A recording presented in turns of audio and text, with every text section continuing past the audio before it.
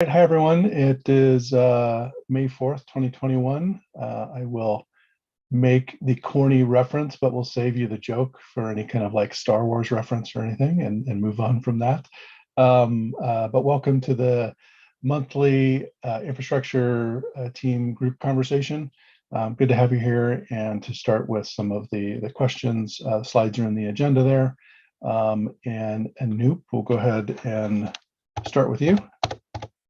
Okay, Steve, you didn't do it. I have to do it. May the 4th be with you. Right. And with you as well, I guess. So, yeah. Congratulations to the team on achieving a humongous cost savings of nearly 400K a quarter by disabling object versioning for registry bucket. I'm wondering, are there any lessons that we should be incorporating into how we build the product, convention, configuration, default settings, things like that we can use from here? I can comment on that. So the next one we're looking at is moving the marquee servers off to the normal Gitterly shards. And in terms of lessons learned, this change wasn't actually a planned change. It was something that in doing other work, we found out that the lifecycle rules weren't in place. So in general, I guess lesson learned is like there's some things that are unknown out there that we just like haven't looked at in a while that could result in a lot of savings in certain cases. So I don't know that there's a ton of lessons learned other than each of the product teams, knowing a lot about their product and the different levers they have to reduce cost and things like that. So yeah, I think just more knowledge about that from the different teams, and yeah, that would probably help going forward. So a quick follow-up. So if I'm, let's say, a large customer that's running my own sort of SaaS GitLab, and I go to our documentation and things like that, do we say you should have versioning turned on, or do we say we should have it off? And what is our guidance for it? I'm not actually sure what our guidance is around that. So if someone else knows, feel free to chime in on that.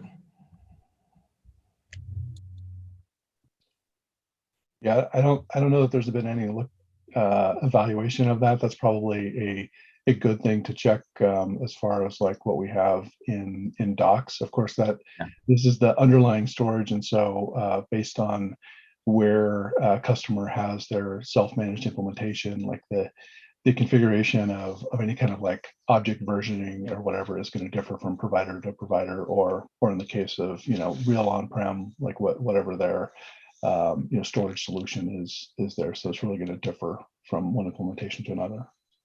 Makes sense. And just more broadly though, like I know that everyone was answering specifically about the registry and the container storage, but more generally, there are a lot of places in the product where there's no data retention policy. And just two things that I can think of offhand are CI builds and I think artifacts as well. But and as the product gets older, especially GitLab.com gets older, we are storing more and more data, and we have to start defining like data retention policies for that, because we can't keep every build of every project forever. Yeah. So I think that's a broader answer, perhaps. Thank you. That helps. Appreciate it.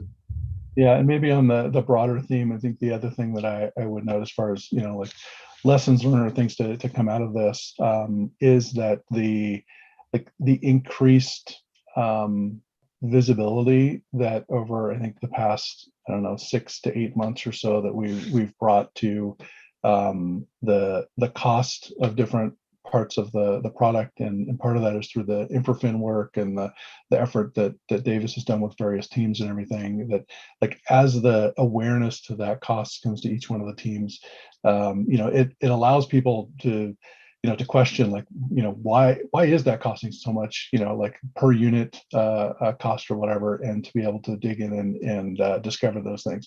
In this particular instance, that wasn't the path. I mean, it was kind of discovered almost, by, I would say almost by accident, but there have been plenty of other cases where there's been a questioning of like, why is that, so expensive or more expensive than we would expect. And then that allows for some more investigation, and then either a product or an infrastructure change to support better efficiency. Thank you, Steve. That actually triggered another question for me because I think there's later in the conversation we are looking to establish error budgets. I was wondering, should we also consider cost budgets, especially for the teams that end up having bulk of the cost? Yeah, I think we've discussed versions of that. Right now, we don't have a finance R&D partner, but that would ideally be the person that we discuss that with in terms of how we're allocating cost across different teams and departments and things like that. That'll also require us to have better labeling across our resources so we know. So we actually have a standard way to allocate those costs out. But yeah, I think that's definitely something we should consider in the future. So if we look at CI minutes and storage for container registry, what percentage of our total running cost are these two?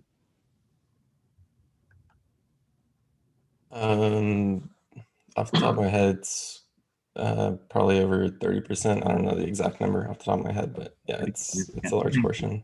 This is a public stream as well, just as an FYI. Oh yes, thank you. All right, those are all my questions.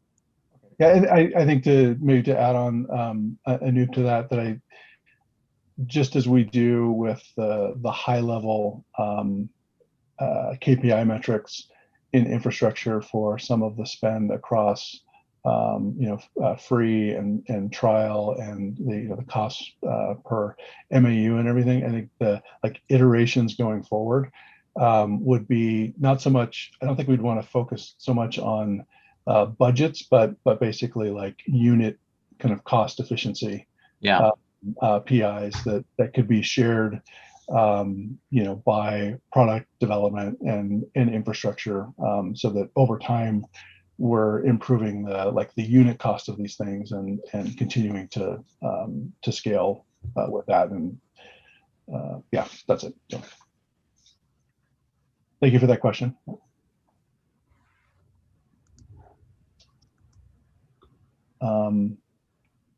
So look for any other questions anyone wants to verbalize.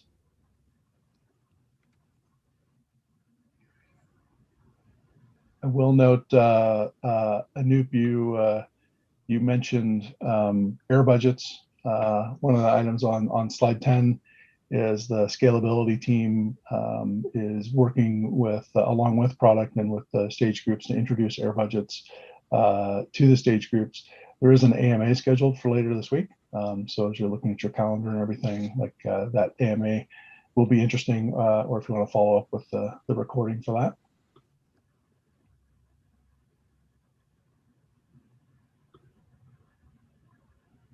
And then as far as things to point out, do you want to point out the availability in April was much improved? And that's not, I do want to mention that's not by accident. It is the outcome of a lot of work that's gone into rapid actions by the development teams, a lot of reliability work in infrastructure, and a lot of shared reprioritization across product development and infrastructure.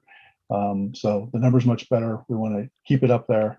And there's been a lot of effort behind that. So everyone that's been involved, I want to thank you for that. And then also if you're able to look at 7 and 8 in the deck, we're presenting some information around how we're using what we call TAMLand, which is forecasting around giving us awareness of where we may have future capacity problems. And an iteration that we're working on right now is to not only use this for kind of the weekly views that we get, but also incorporate it into a KPI, because on the infrastructure KPIs, oddly missing from the long list of KPIs we have is something that deals with capacity, and that certainly is a lot of the work that we do in infrastructure. So we're working on iterating that into a single KPI. So if there's questions on that, let's see. Looks like 5, Kyle, you've got a question? Yeah, sorry that I'm just turned blurry all of a sudden. I just want to shout out, thanks for tracking deployment blockers in the Epic I linked to, and curious where you see the greatest opportunities to reduce blockers based on what you're seeing. Thank you for asking, and thanks for your help with this as well, Kyle. So I think there are two areas that we're really focusing on around deployments. One is like in order to for deployments to be more frequent, which is really the goal. So one is faster deployments, which we are working on by introducing a deployment SLO, so we can actually keep track of how long the deployment pipelines take. Are there any patterns in that? Do we see delays at certain times? And we can actually improve on those. And the other one is around recovery from incidents. So when we do hit a blocker, like tests fail, or we roll out something to Canary or production that has unintended side effects, then the time to recover from that is incredibly long. Partly is because the pipeline is long, but there's also getting the right help, getting people to approve things. So we're working on that a bit with rollbacks. We also have hot patches, but really those are the things we're trying to pull together. The solution is all of them combined, and actually fast pipelines plus rollbacks to give us those things. So that's what we're starting to gather the data around and build on through Q2. Awesome. Thank you, Amy.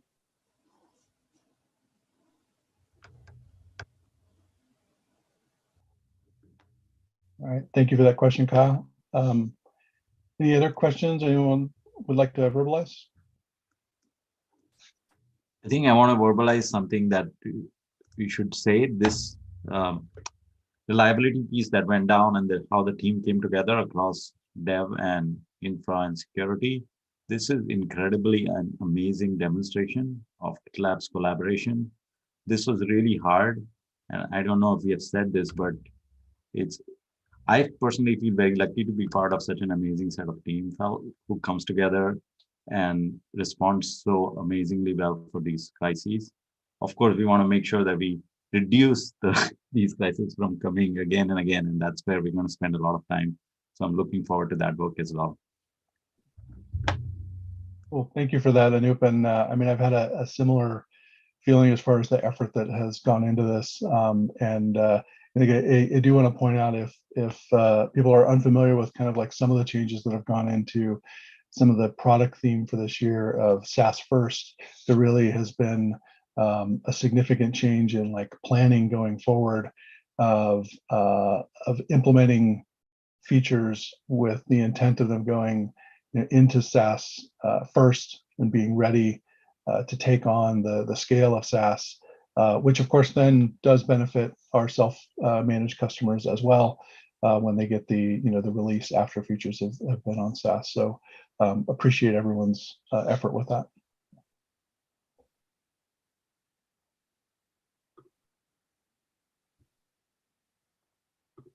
There aren't additional questions. I think the last slide, if you have a second to look at, is number 12. Any help that you can provide. We are trying to recruit more people to the team. We definitely need some additional team members. We have open recs for site reliability engineers, for database reliability engineers, and for engineering managers. So there are open recs for all of those. If there's anyone in your network that you know or can help refer anyone, that would be greatly appreciated.